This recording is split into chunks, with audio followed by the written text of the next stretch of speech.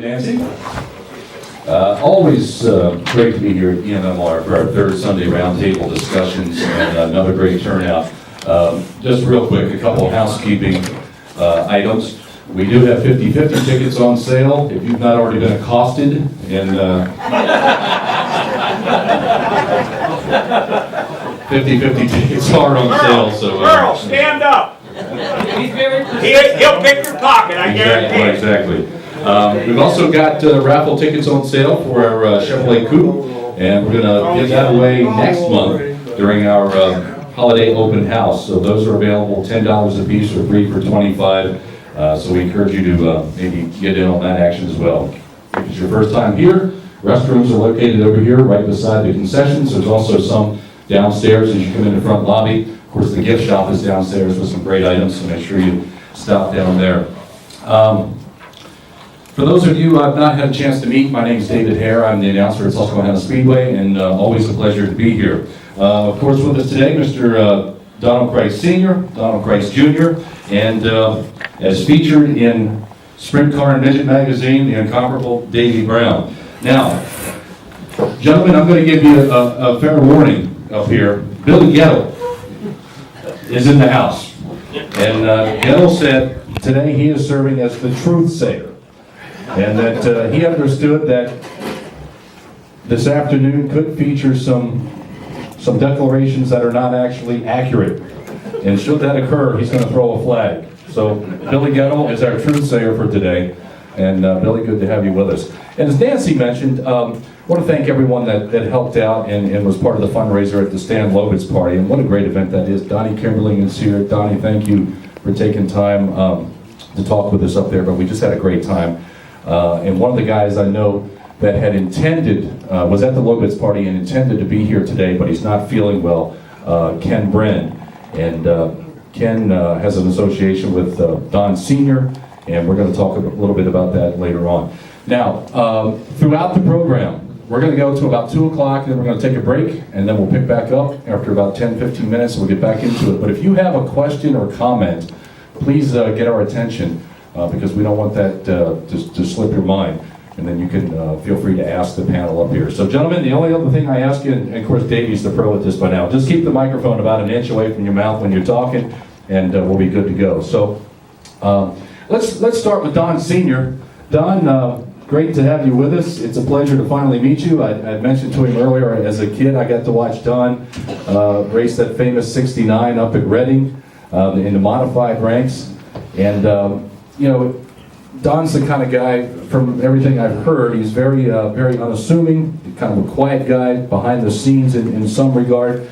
And though you don't see him here at the museum a great deal, I will assure you that he has made significant contributions to this organization that without him we would not be where we are. So, Don, thank you so much for that. Let's talk a little bit about how you got started in racing. That was early 1960, 61, right around there that you got going. I think you started building some chassis and all? Yes, but not then. We started probably around, actually it started in the late 50s. I built a racetrack for go-karts. We used to promote go-kart races, my wife and I. And that's how we started. And then a couple of years later, some fellow we knew had a midget for sale, so I bought a midget, and I think that might have been around 63 is when I started driving the midgets then. So we just went on from there. Then 63, then we got into sprint cars a couple times. I had bought a sprint car off a friend of mine from New Jersey, at Barclays, that they owned originally, and then I bought it and changed some things around on it. And I think in 66 it might have been, I think we beat Ray Tilley at the Williams Grove on a Wednesday night. Jack was running Wednesday nights at that time, Wednesdays and Fridays, I think, for a couple of weeks. Yeah, I'm glad I don't know if you remember that or not. No, I don't remember that, but I did read about it. I'm glad you brought that up. September 2nd, 1966. That's when they had just opened up weekly sprint car racing at Williams Grove.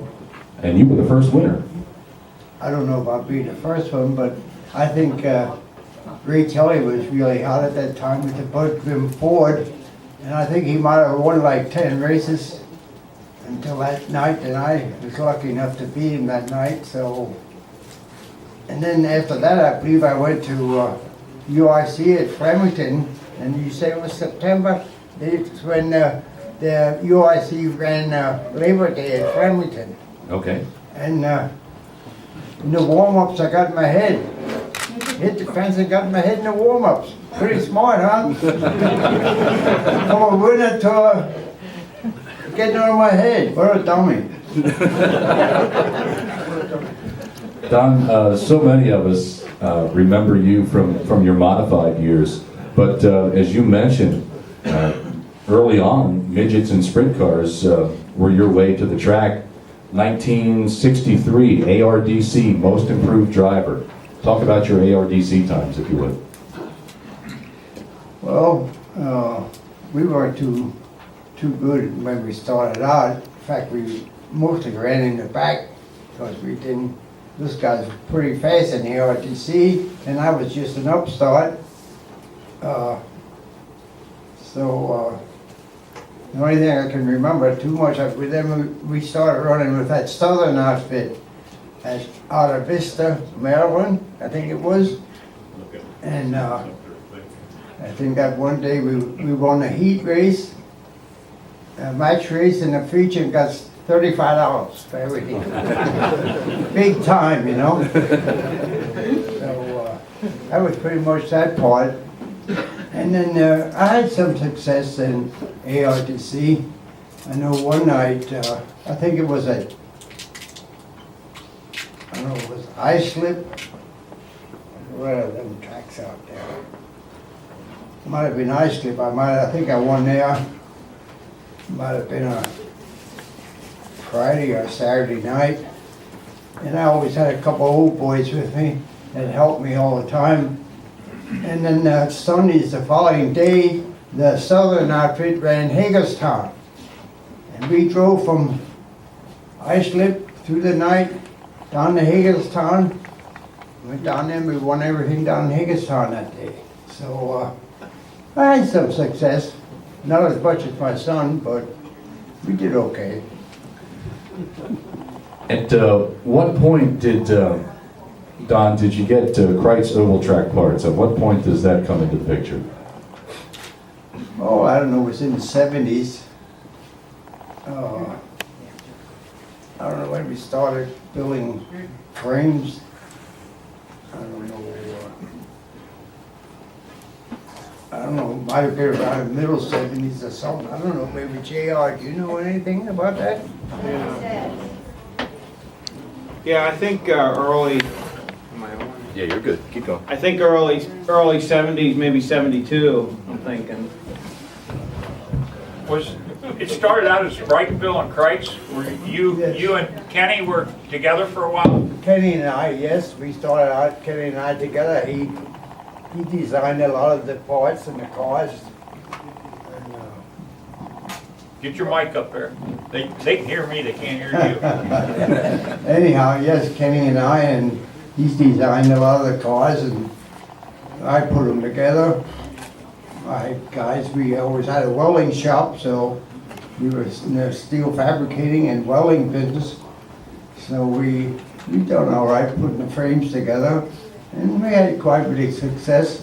Over the years, we sold, I don't know, probably upwards of 100 frames in 3, 4, 5 years. I don't know what it was.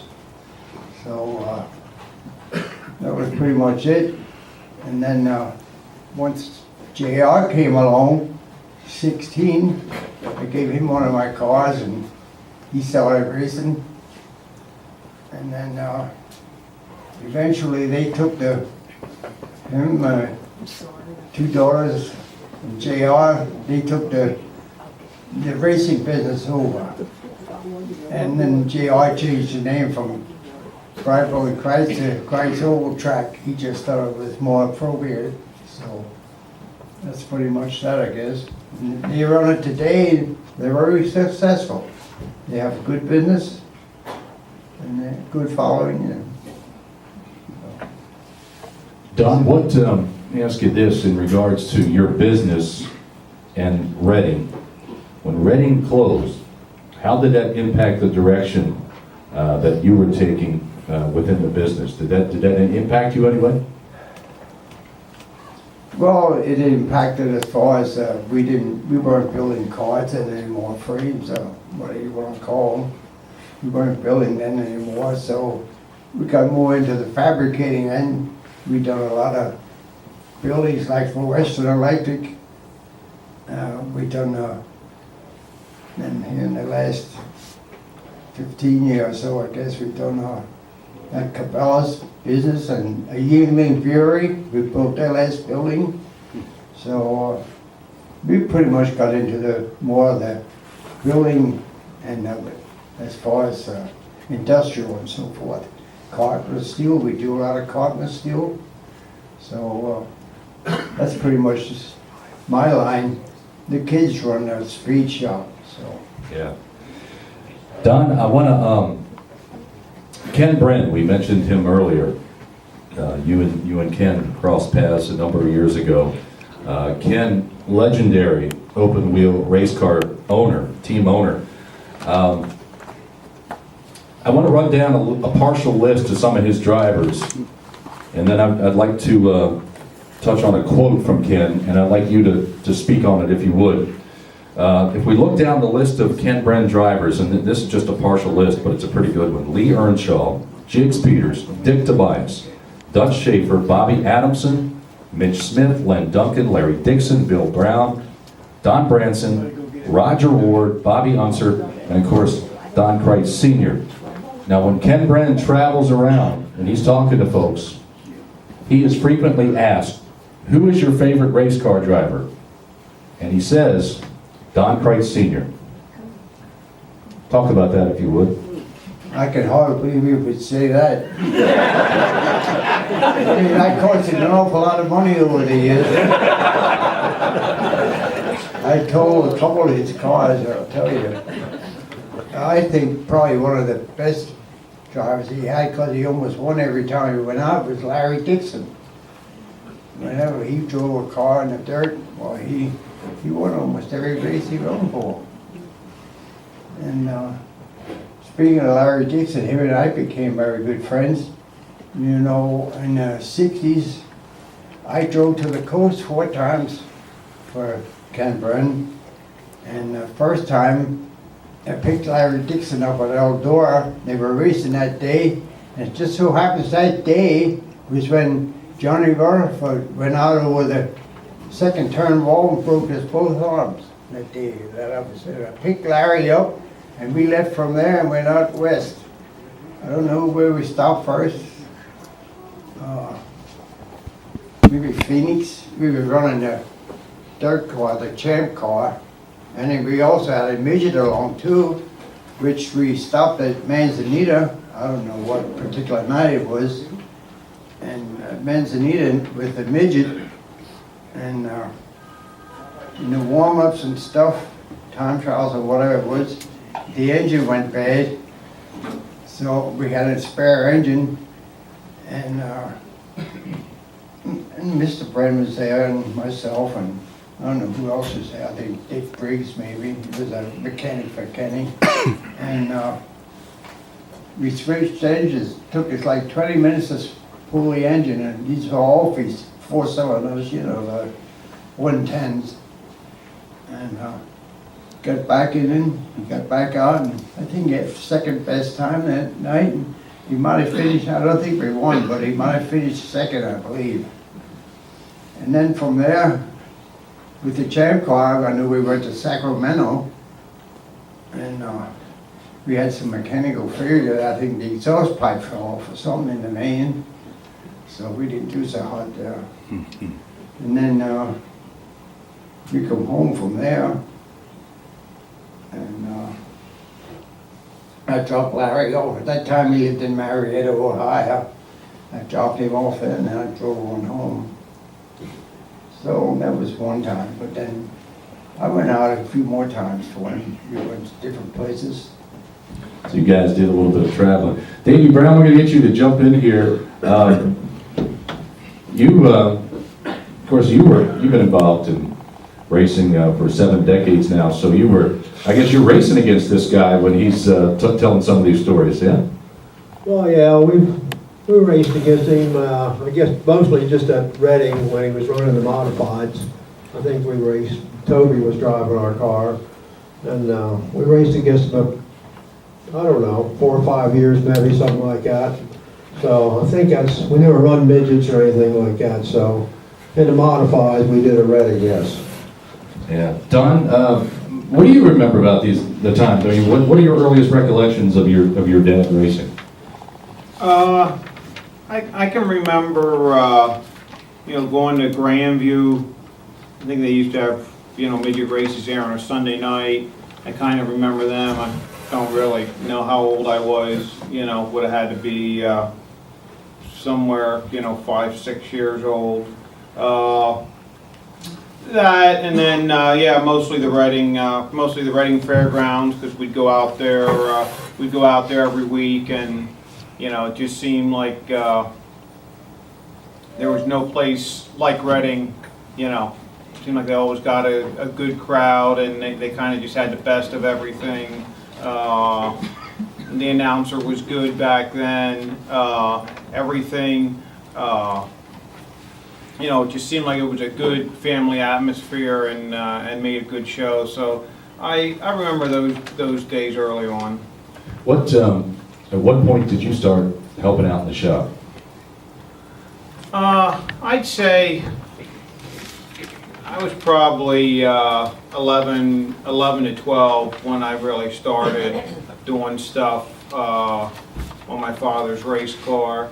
Naturally they'd show me how to do everything, and I took care of the tires most of the time, mounted all the tires, and would help do other maintenance on the car.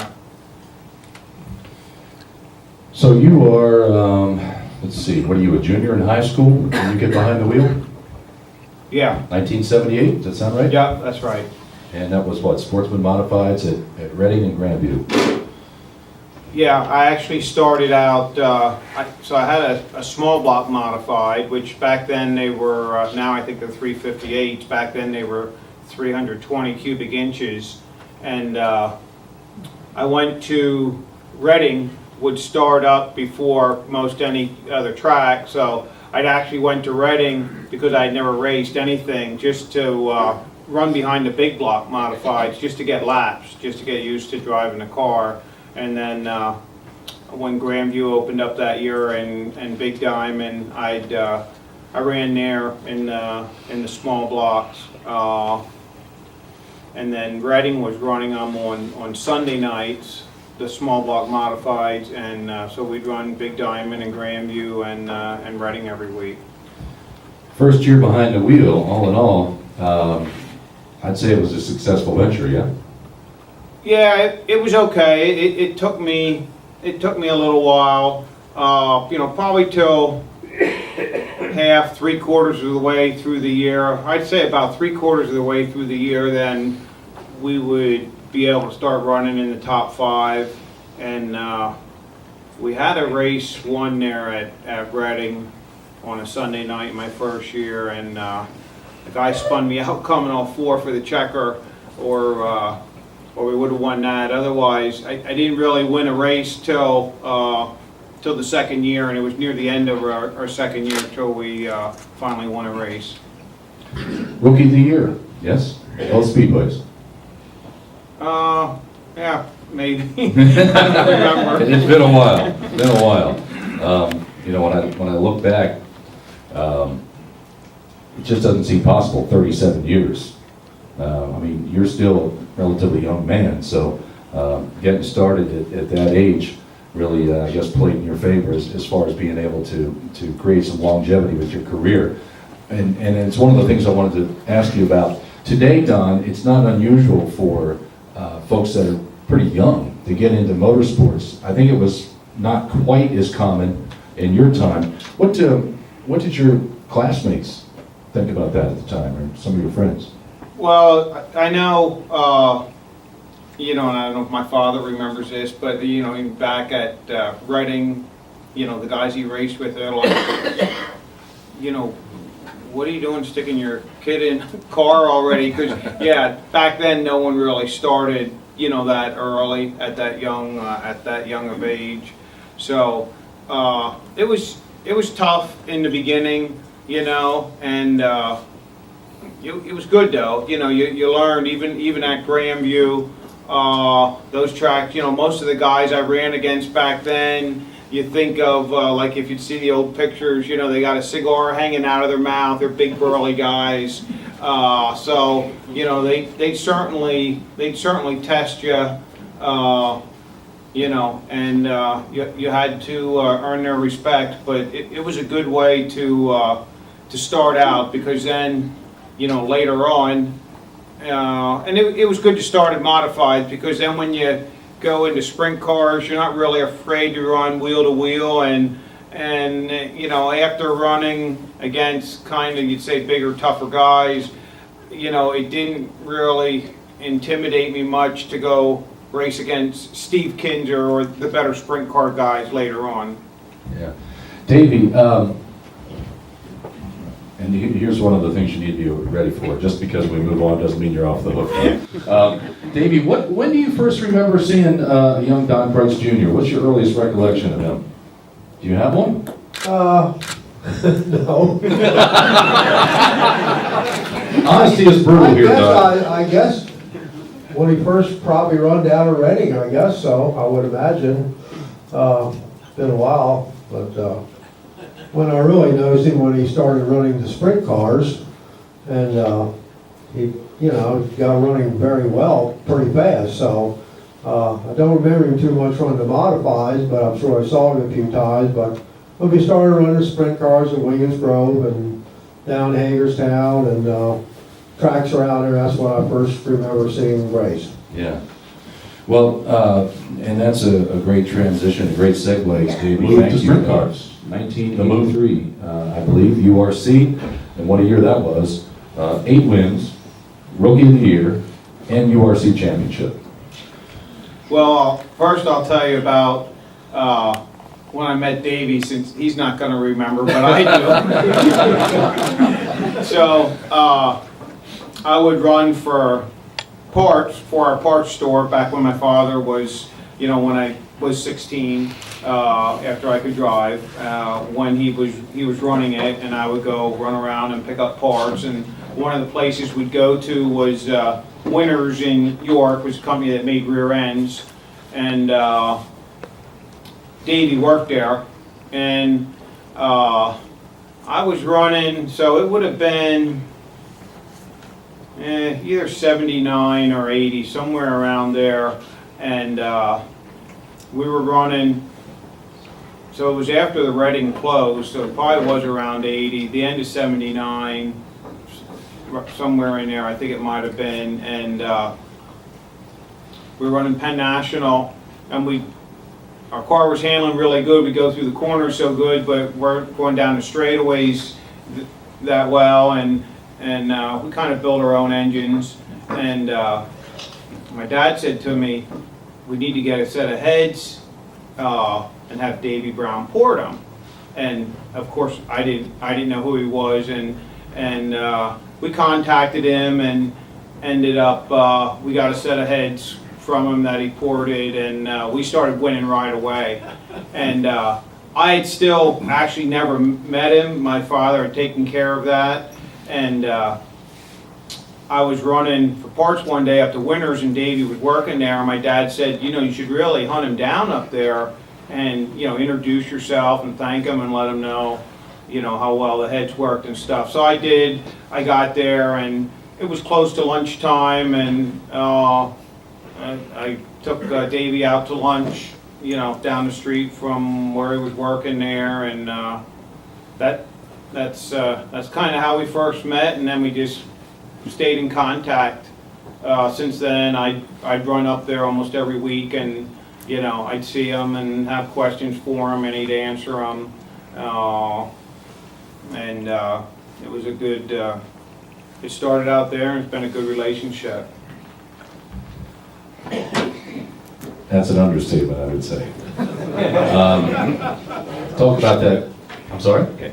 Back to Oh, yeah, rookie URC. year, right? Yeah, talk about Okay. 1983, because, I mean, you know, anytime you move on to a new venture, that's a big moment in your life.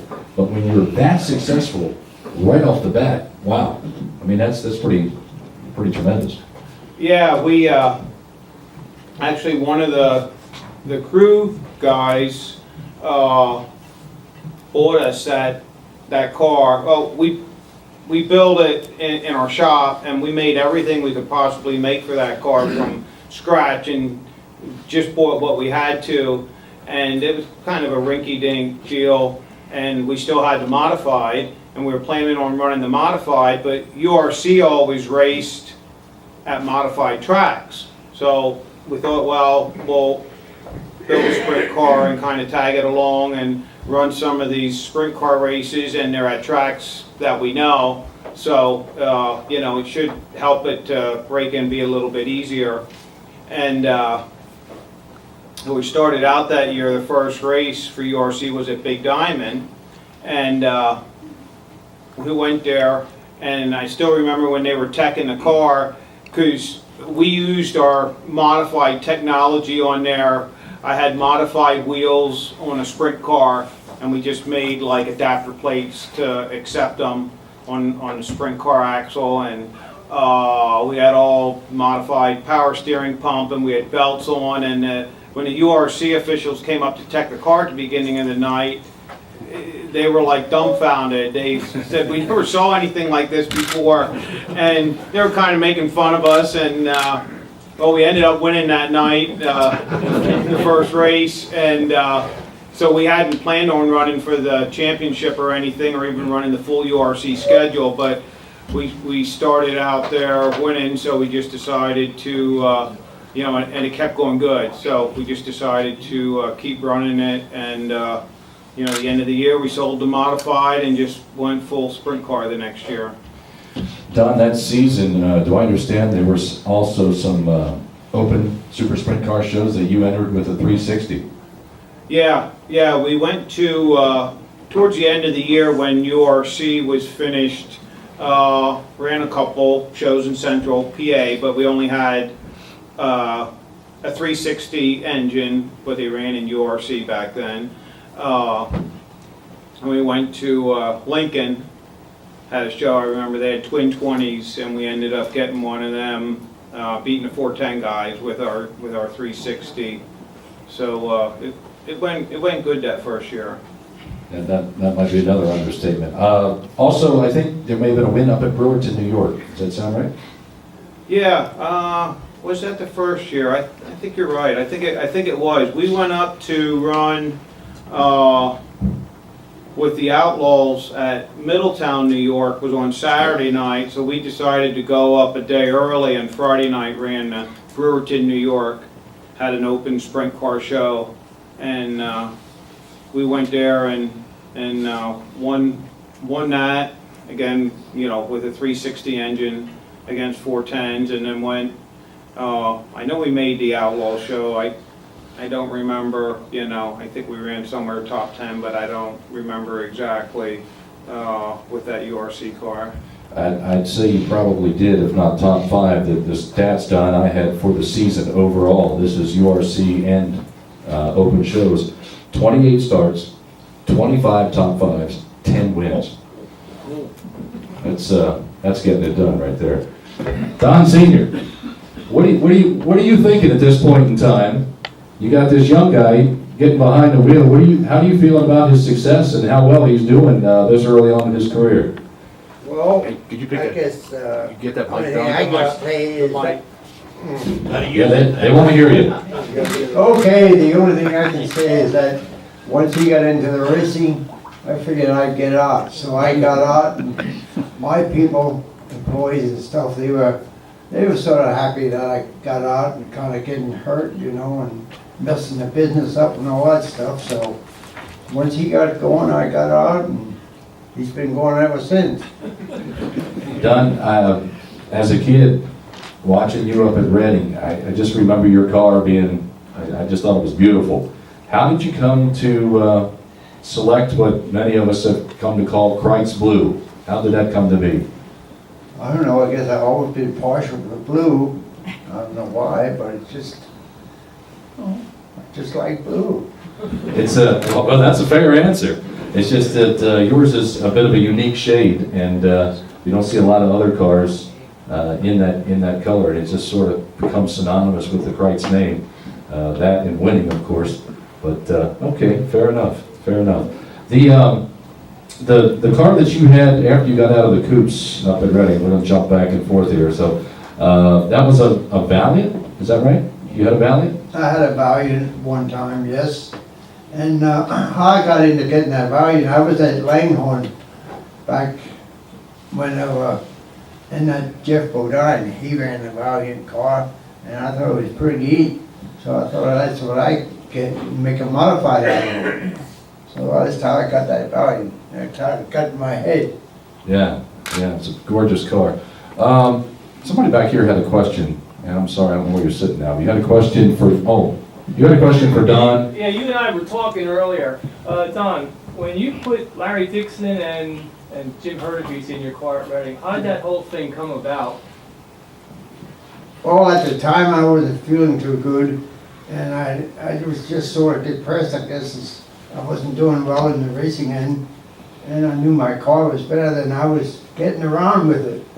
So, Larry, I knew Larry, and a lot of that come around through a guy who used to work at the fairgrounds, Gordon Wow. He's not with us anymore. But he had a lot of contacts. He was like an assistant promoter, I guess, to Lindy. And he'd get a hold of these different guys. And they seen that I had one of my cars I was running. So they asked about putting them in. So that's how that came about. Very good. Thanks for the question, and Don, thanks for fielding that. Donnie, we'll jump back to you for a minute here. 1984, another 5 wins in URC, second in points, and then 1985, you make the move on to, I guess, open competition, super sprints at that time, and that included the title at Selinsgrove Speedway.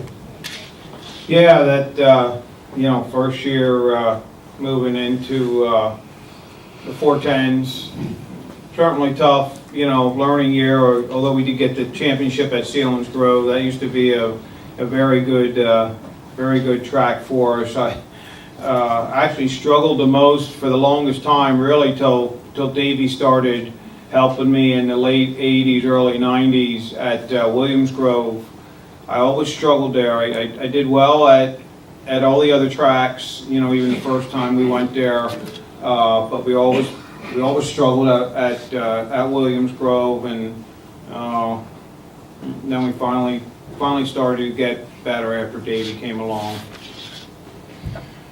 1986, you repeat as the Selinsgrove Speedway champion, and then just more big wins after that. Kings Royal, World Outlaw win at Port Royal, and the Selinsgrove National Open. Yeah, that was a great year for us. We just we kind of got on a roll. They were in the middle of rules changes that year. We had we're running even in '85, like when we won that championship. I had a cast iron 410, and guys were running aluminum ones. Then that was just kind of the start of it back then, of the aluminum motors, and there was no weight limit, so naturally, you'd want the aluminum was lighter. And we finally, actually my parents got, we got an aluminum 410 about, actually the first Outlaw swing coming through in May. We got it for that, and we won one of the first nights out with it at Port Royal. We actually, my first Outlaw win, we beat Wolfgang there, and that really helped us that year, getting that motor, and that just seemed to make the difference. Davey, we're going through Donnie's career here, and we're like 83, 84, 85, 86. Seems to me you were winning some races about those times. Oh, yeah, we've won a few with Doug Wolfgang, so we had three really great years. We won, I don't know, 100 and some races. So, working with Weiker's car then, so, yeah, we had 3 pretty good years, them years. How was I'm going to put you on the spot, and Get'll be ready. How was the time with Paxton? How was the time? Yeah, how was that? Oh, it was great, you know, we had, we won, I don't know, a lot of races, and Paxton's a great driver, and easy on cars, didn't wreck much, and it was good. Do you recall Donnie becoming more of a force within the sprint car world at this time? Was he on your radar? Oh, definitely, he was winning pretty often. We also run Susquehanna a good bit then. I think he won quite a few races there. And down in Hagerstown, he was really hard to beat at Hagerstown. And yeah, he was becoming, well, he was one of the top drivers. So yeah, of course we took notice. So Donnie, you're experiencing some pretty rapid success at this point in your career. And 1987, you decide that you're going to take a different direction. Yeah, we had, you know, always thought we wanted to try NASCAR, and after we got that Kings Royal win at Eldora in '86. Hey, real quick, and I'm sorry to interrupt you. Do you recall what that paid, by the way, in 1986? Yeah, it paid $50,000 like it does now, but back then J.W. Hunt was. He used to come to all the big races, and you know, he was kind of flashy and would like to get in the victory lanes and would, you know, throw money usually at the winner. So he put $2,000 on top, so it actually ended up paying $52,000. All right, good, thank you. I just wanted to, while I was thinking about it, I forgot to ask you that, so I'm sorry to interrupt. So you make the move, you want to run NASCAR. And I looked over the schedule. Naturally, we couldn't afford a Winston Cup car, so we were looking at the Busch series it was at that time, whatever it is now, Xfinity, and looked over their schedule, and back then they had a lot more races on short tracks, you know, than big tracks, and I think there was 30 race scheduled, 22 were on short track, so naturally you couldn't run the same car on a short track and a big track, and we could only afford to get one car, so well, we're not going to get a car to run 8 times a year because we had to sell our sprint car stuff and able to afford to get a car. So we bought a short track car, went to the races, and I didn't realize until I ended up going to the races that when you start out like the actual raw purse without any contingencies or you know, they always pay the way NASCAR works. You get like money if you were in the top 10 in points from the year before, you get that the next year per race, so much money. And anyway, it ended up at the time I had been running, well, all the tracks in Central PA, and they were basically paying $2,000 to win. And I buy this expensive car, got to drive down south to run it, and it's, yeah, tires all the time, and you know, very expensive, and they're all 200 lap races, and they're paying $2,000 to win. That's all it was paying, you know, back then. So this only lasted about half a year, and you know, I seen it wasn't. I mean, we did okay. We had.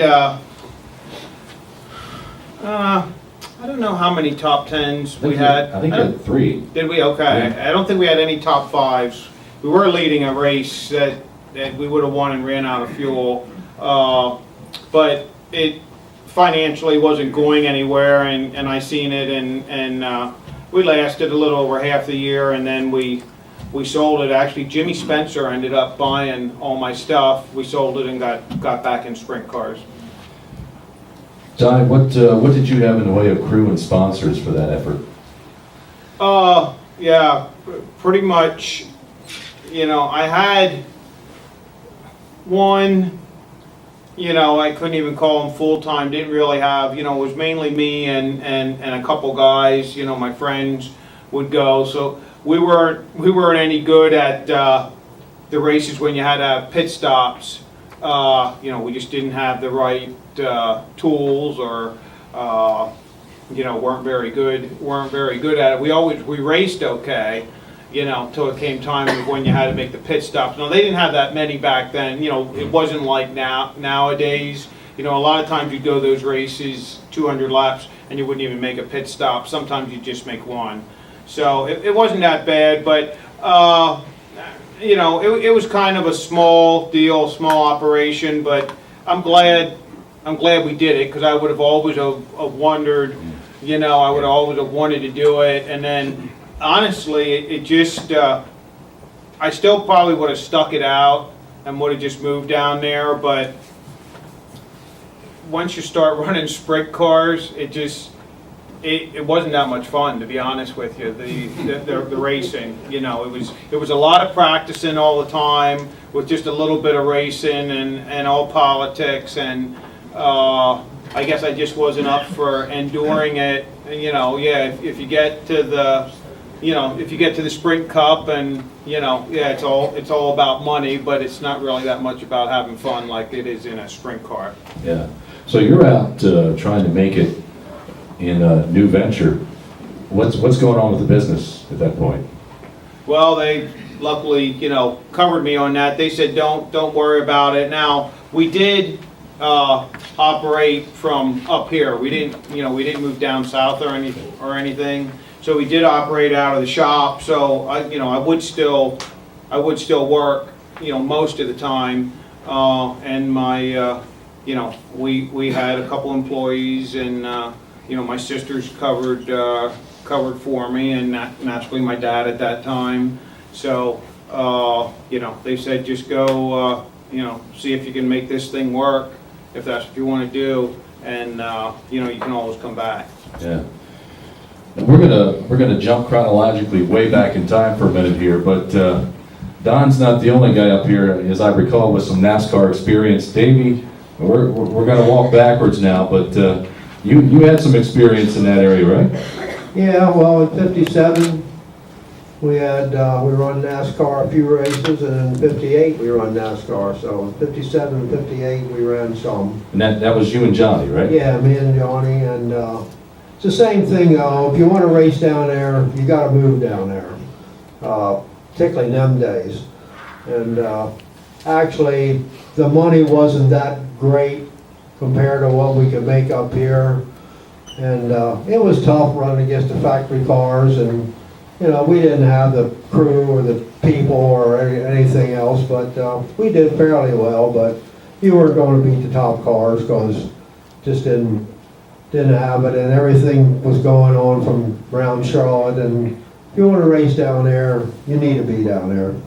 Davey, what were you guys running car-wise at that point, and what was your power plant? We started out, we had a '57 Ford that we tore, brand new one actually, and we tore it completely down and re-welded all the frame and braced it up, put the roll cage in it, and we built our own motor, and we did everything, and we ran a couple of dirt tracks of Lincoln, and I think someplace we were up here we ran, and then we went to Darlington 500, which never even saw an asphalt track before, to tell you the truth.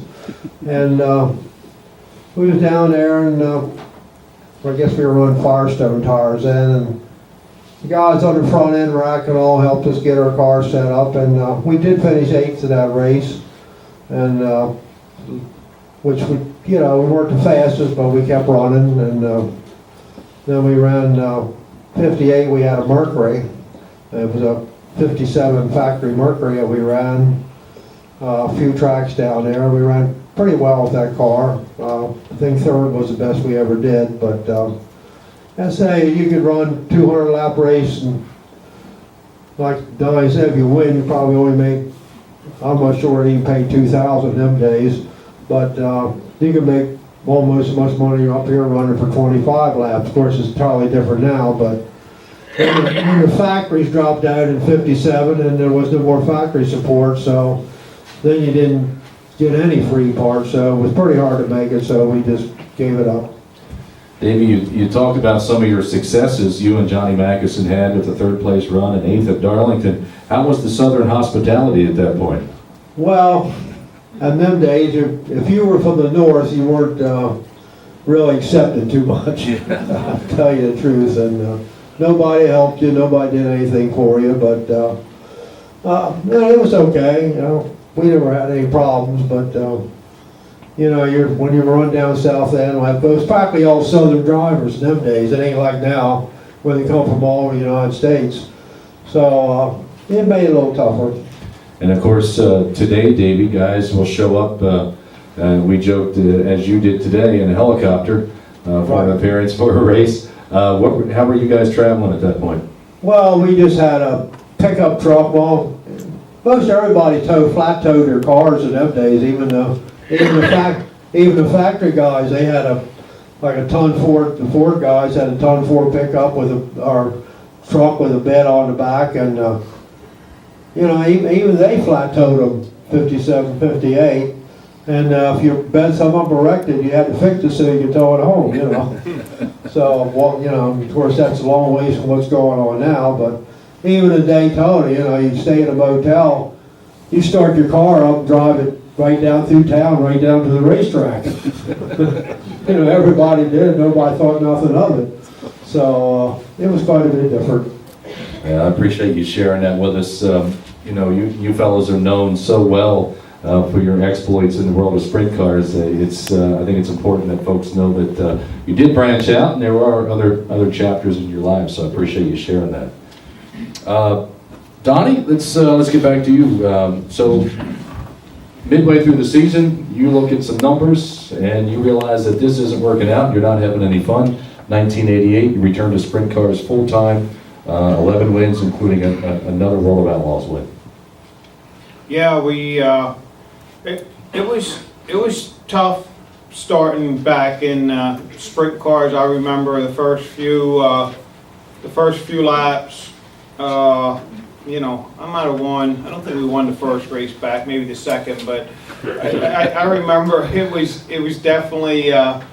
You got used to running them other cars and jumping back in. There's nothing that's quite like a sprint car, you know, and they're just so quick and they're so darty. And it took me, I mean, even though we ended up winning, I wasn't very comfortable in the car. It took a few races till you really got going good, and then you know, we kind of rebuild over the winter between 87 and 88 there, and made a pretty good assault in 88. I'm halfway thinking that I got hurt that year, if I have my years right. I think it was 88 was maybe the first year I got hurt. I was actually leading the points at all three tracks, which was Williams Grove and Selinsgrove and Susquehanna, and we got in a wreck at Selinsgrove, flipped out of the ballpark, and broke my shoulder. I think we were out for 6 to 8 weeks that year, or we actually would have had a better year. So at what point do you and Mr. Brown hook up? I think it was towards the end of 89 when was the first time he started helping me in the pits, you know, after that Wolfgang era in Weichert's car, and then they got a couple drivers. Actually, Davey called, we talked when Wolfgang left. I think that was maybe towards the end of 87.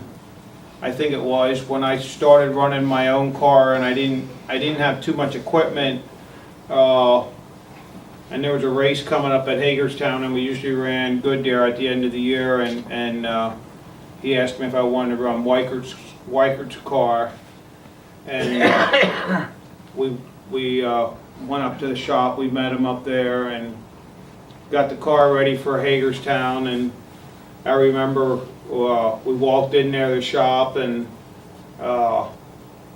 they had like nine motors lined up against the wall, you know, all covered up, and Davey said, you know, this one's for, you know, if the track's gonna be wet, and this one's if the track's slick, and this is the lightest one, you know, and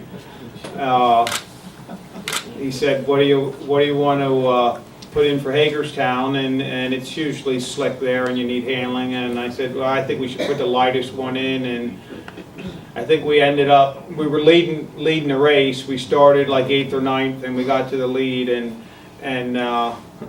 we did have something happen to the engine, and Davey said to me, I guess you picked the wrong motor. We couldn't pick any other motor out. So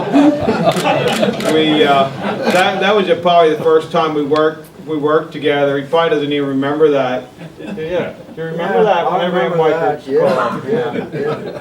And then I think it was the end of '89. He helped me for a couple races at the end of the year. I know, you know, one of them was the National Open, and I had been struggling at Williams Grove, and we were going real good. We probably would have won that race, and we had an oil tank, which wasn't Davey's fault, that was mine. An oil tank broke, and you know, ran the thing out of oil, or I think we would have won the National Open that year. And then he just started, you know, helping me on and off, you know, depending on what he had, you know, through the 90s, and then pretty much been together since 99. I called him up, and we were struggling. We weren't really going that good, and I called him, and he wasn't really, I think he was in between helping guys, and I asked him if he wanted to help me, so we've pretty much been together solid ever since then. It was about halfway through 99. Very good. Let me go back just a little bit here. 1989, pick up sort of where we left off there. Another World of Outlaws win, this time at Lincoln, so that's your third in 4 years. Is there a bit of buzz on the circuit at this point that there's this cat in Pennsylvania that's hurting people in Victory Lane? Well, all those times it just, you know, it worked out good for us. We've been very fortunate over the years to, first off, we've always been good on the dry slick tracks, and you know, from my upbringing, my father always was, and you know, he taught me some tricks along the way, and we just kind of adapted to them. And in those bigger races, a lot of times there's more cars, there's time trials. The track always ended up being slicker, and it just kind of played in our hands. It was, even though the competition was a lot tougher, it was almost easier for us to do good in those shows versus the local shows. On a weekly show, the tracks would stay a lot wetter, and we'd actually struggle a lot more. In those big races, it all seemed to get dry, and we'd go pretty good. So yeah, we kind of got a reputation of going good on those dry tracks. And when them guys came in there, and you know, you have to have a perfect night, and we've been very fortunate to guess the chassis setups right on those nights. Just a couple years ago, Donnie, you won, I guess it was the Oktoberfest, the season finale at Williams Grove, and that was dry slick. And Davey, I want you to comment on this if you would. It was quite a performance. It was classic Kreitz. Longer the race went on, stronger you got. Just fun to watch. Davey was in Victory Lane. I think you were getting your picture taken at this point, and I congratulated Davey on just a wonderful performance. And he says, well, I just kept deep tuning it until it hooked up. Well, you know, dry slick tracks, I don't know if deep tune or not, but Donnie was so smooth. He didn't spin wheels, and we always got faster in because the other guys were all spinning the wheels and wearing their tires out, and our tires were still good. So we might have took a little power away, I don't remember, but that was more the driver than the motor, I'm sure of that. Davey, you know, so frequently, guys are looking for, you hear them talk about looking for more horsepower. You hear some dyno numbers thrown around these days that are just off the charts. Your experience, it seems, suggests that it's not always about who's got the biggest gun. It's about how you use it. Well, that's true, you know. Everybody's got motors that really run anymore. We won't bother dying on ours, but you see big numbers, but that depends on whose dyno it's on.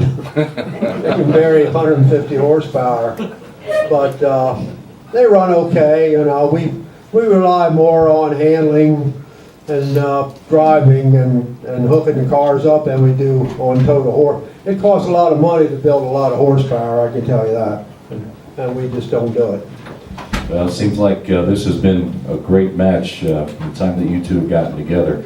I'll tell you what, looking at the clock, it's just a couple minutes before 2 o'clock, so let's go ahead and take our halftime break here so everybody can stretch their legs.